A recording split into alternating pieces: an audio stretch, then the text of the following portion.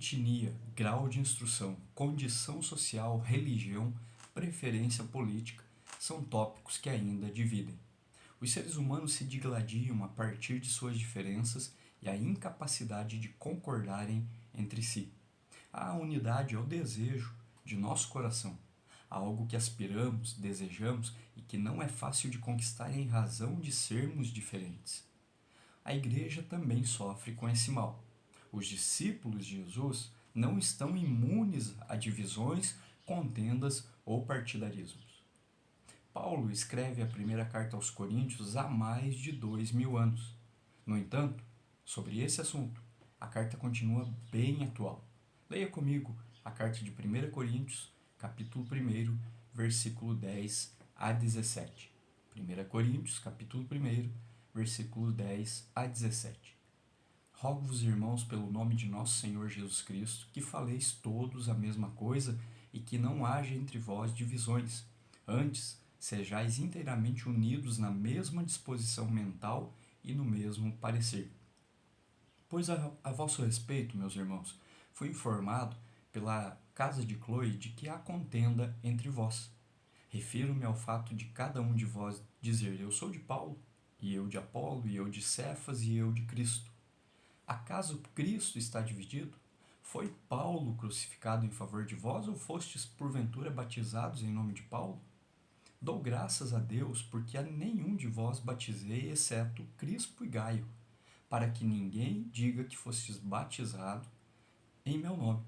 Batizei também a casa de Estéfanas. Além destes, não me lembro se batizei algum outro, porque não me enviou Cristo para batizar, mas para pregar o Evangelho, não com sabedoria de palavra, para que não se anule a cruz de Cristo. Agora leia comigo a 1 Coríntios, capítulo 3, versículo 1 a 7. 1 Coríntios, capítulo 3, versículo 1 a 7. Eu, porém, irmãos, não vos pude falar como a espirituais, e sim como a carnais, como a crianças em Cristo. Leite vos dei a beber, não vos dei alimento sólido, porque ainda não podíeis suportá-lo, nem ainda agora podeis, porque ainda sois carnais. Porquanto, havendo entre vós ciúmes e contendas, não é assim que sois carnais e andais segundo o homem? Quando, pois, alguém diz: eu sou de Paulo, e outro: eu de Apolo, não é evidente que andais segundo os homens? Quem é Apolo? E quem é Paulo? Servos, por meio de quem crestes, e isto conforme o Senhor concedeu a cada um. Eu plantei, Apolo regou, mas o crescimento veio de Deus. De modo que nem o que planta é alguma coisa, nem o que rega, mas Deus que dá o crescimento. A igreja de Corinto estava localizada numa cidade cosmopolita, onde pessoas advindas de muitos lugares com diversos costumes e tradições moravam. Paulo, ao longo da carta, trata das diferenças sociais, uma realidade bem presente ali em Corinto. As contendas geradas pelas disparidades entre os membros pobres e ricos ocorriam nos cultos e na Santa Ceia. Você encontra isso em 1 Coríntios, capítulo 1, versículo 26, capítulo 11, versículos 17 e 19. No capítulo 1, a partir do verso 10, Paulo trata sobre problemas específicos relacionados para ele de duas formas. Por meio de uma carta dos Coríntios, em 1 Coríntios 7:1 a gente tem essa referência, que pedia orientações sobre conflitos que estavam acontecendo ali na comunidade cristã. E depois, no próprio capítulo 1, no verso 11, Paulo informa que algumas pessoas ligadas a Cloe, membros da igreja de Corinto, estiveram com ele e testemunharam problemas que afligiam a igreja. O apóstolo então responde à carta que lhe enviaram e aos relatos pessoais de tensões na igreja. As contendas começaram com a formação de grupos rivais dentro da igreja. Os coríntios se dividiram em torno de seus líderes favoritos, por exemplo. Essas divisões eram provenientes da imaturidade e carnalidade ainda presente em muitos deles. Isso é tão grave na perspectiva bíblica que Paulo dedica 4 capítulos dessa carta para tratar do assunto. A presença do espírito divisionista que se manifesta em certos membros da igreja é venenosa e não podem prevalecer entre os discípulos de Jesus. A palavra grega usada para divisões originou a nossa palavra cisma, que destroem as igrejas atualmente. A mola propulsora dessas contendas é o culto à personalidade de alguns líderes que corrói a unidade da igreja. Isso está evidente no versículo 12. Paulo diz: refiro-me ao fato de cada um de vós dizer, eu sou de Paulo, e eu de Apolo, e eu de Cefas, e eu de Cristo.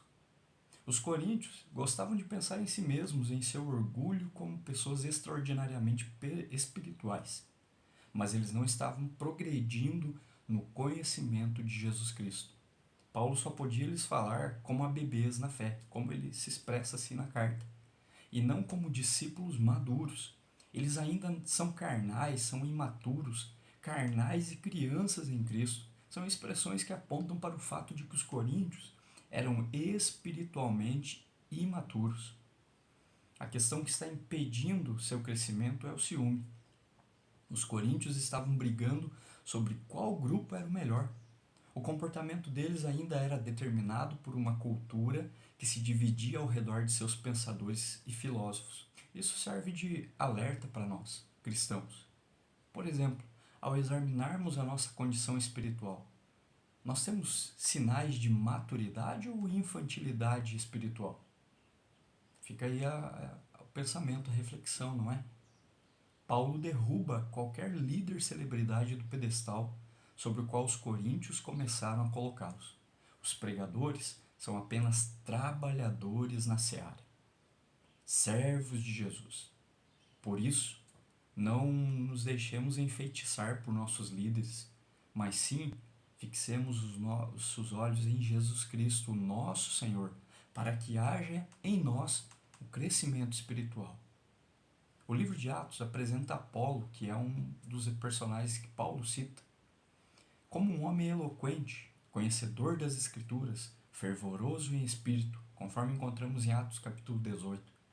Em Corinto, Apolo ajudou muitas pessoas a crescerem no conhecimento de Jesus com precisão, tendo combatido e refutado os judeus em público pelo Antigo Testamento, mostrando que Jesus era o Cristo prometido.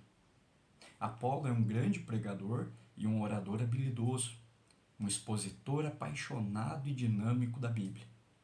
A igreja em Corinto foi ricamente abençoada através do seu ministério.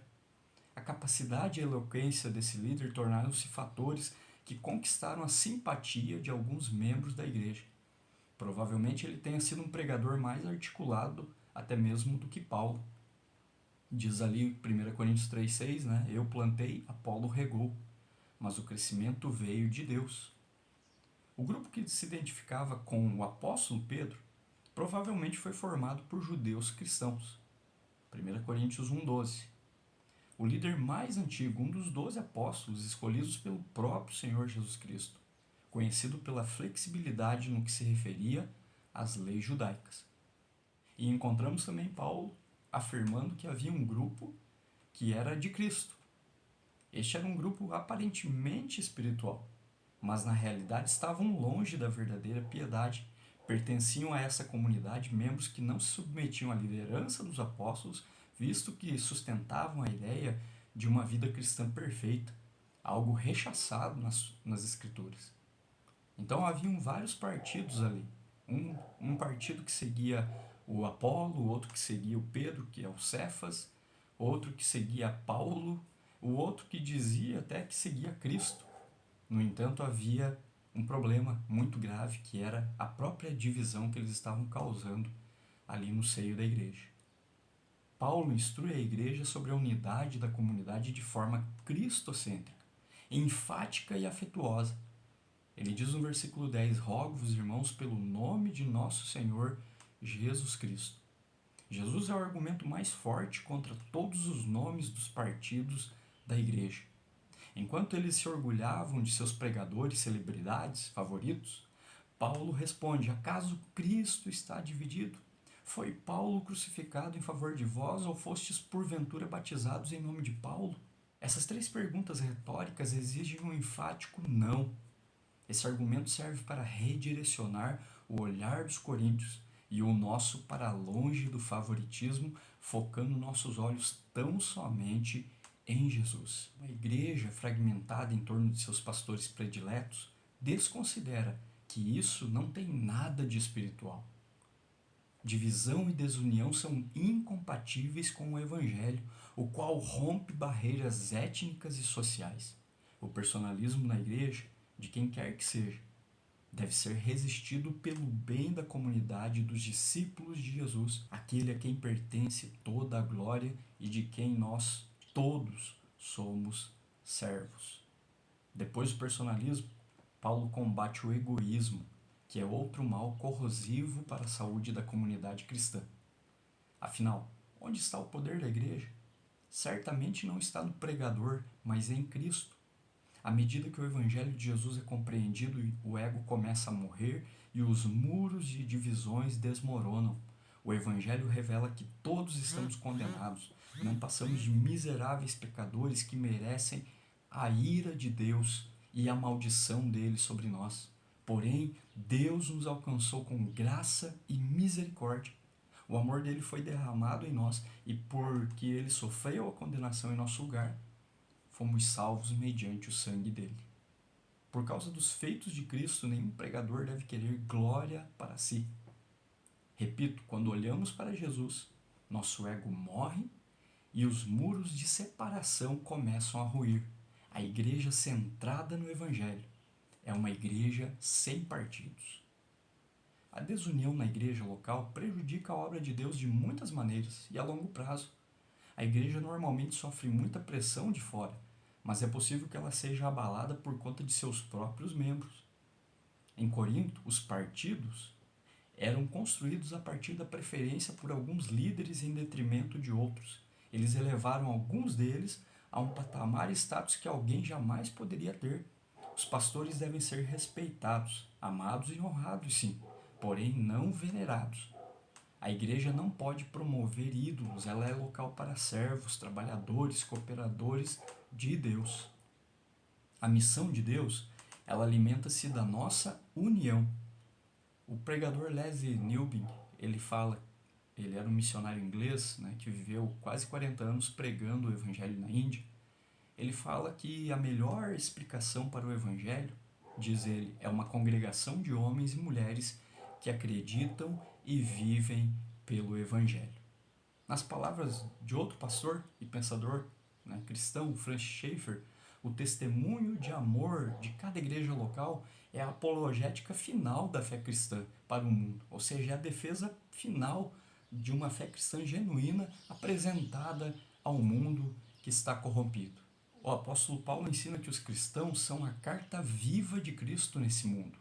No livro Verdade Absoluta, uma das principais e mais respeitadas apologistas de nosso tempo, Nancy Pearcey, ela diz: podemos fazer um grande trabalho de argumentar que o cristianismo é a verdade total, mas os outros não vão achar a nossa mensagem persuasiva, a menos que possamos dar uma demonstração visível dessa verdade em ação. Palavras verdadeiras sobre como a igreja deve viver nesse mundo, a fim de glorificar a Deus e a fim de apresentar Cristo ao pecador perdido.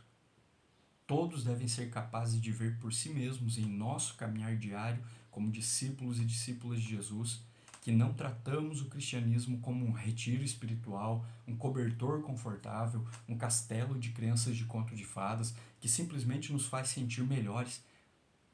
Reino de Deus, igreja, Bíblia não é para nós termos um desencargo de consciência. A Bíblia, a igreja, elas se tratam, elas falam, elas fazem referência à vida real, não a uma ficção, um conto de fadas. Por isso nós cristãos precisamos viver de uma forma genuína o Evangelho de Jesus Cristo nesse mundo. É quase impossível para as pessoas aceitarem novas ideias puramente no abstrato, sem ver um exemplo concreto de como elas se parecem quando vividas na prática. Quando as pessoas veem uma dimensão sobrenatural do amor, poder e bondade, na forma como os cristãos vivem e tratam uns aos outros, então a nossa mensagem torna-se plausível. A apresentação verbal de uma cosmovisão cristã perde o seu poder se não for validada pela qualidade de nossas vidas. Nos ensina assim a Nancy Pearcey. As divisões destroem a igreja. Aqueles que são causadores possivelmente sentirão peso da mão de Deus, pois ele odeia ver contendas sendo semeadas no meio de seu povo. A igreja não é o time de Deus, a equipe de Deus, o grupo de Deus. Ela é o corpo de Cristo, a noiva do Cordeiro. Há uma unidade orgânica e mística entre a igreja e Cristo, por isso mexer com a igreja, perseguir e feri-la, seja até mesmo de dentro para fora, de dentro da própria igreja, ferir a igreja, torna-se um ataque contra o próprio Jesus. No ensino de Paulo, uma igreja dividida em partidos, em panelinhas, está vivendo sob influência de Satanás. Encontramos isso em 1 Coríntios capítulo 12, versículo 25. Muitas vezes, o orgulho, o ego, levou-nos a falar de uma maneira e agir de outra, cultivando uma postura hostil à unidade cristã. Todo tipo de ostentação cristã é uma contradição, visto que o Evangelho apresenta a falência de todas as nossas reivindicações de grandeza. Jesus Cristo, por sua vez, reconcilia-nos com Deus e promove a paz, a união e a comunhão entre os membros da igreja. A vitalidade da comunidade cristã depende totalmente do nível de compreensão por parte de seus membros a respeito de quem é Jesus e da sua morte na cruz. O que você pode promover para fortalecer e preservar a unidade da sua comunidade local? Quais são os sinais de uma igreja que tem experimentado a comunhão do povo de Deus? Você tem visto isso na sua igreja? E quando eu falo em igreja, estou falando de você e de mim. Como eu e você temos sinalizado de fato que somos uma igreja que experimenta a comunhão com Deus. À luz do que Paulo ensinou, como criar então uma cultura que proteja a comunidade de preferências, personalismos e panelinhas? A força de uma corrente está em seus elos, que soldados e entrelaçados entre si dão sustentação aos demais. Necessitamos ser a igreja de Jesus nessa terra unida e fortalecida.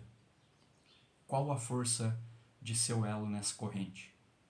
Está enfraquecido ou se fortalece a cada dia para a glória de Deus?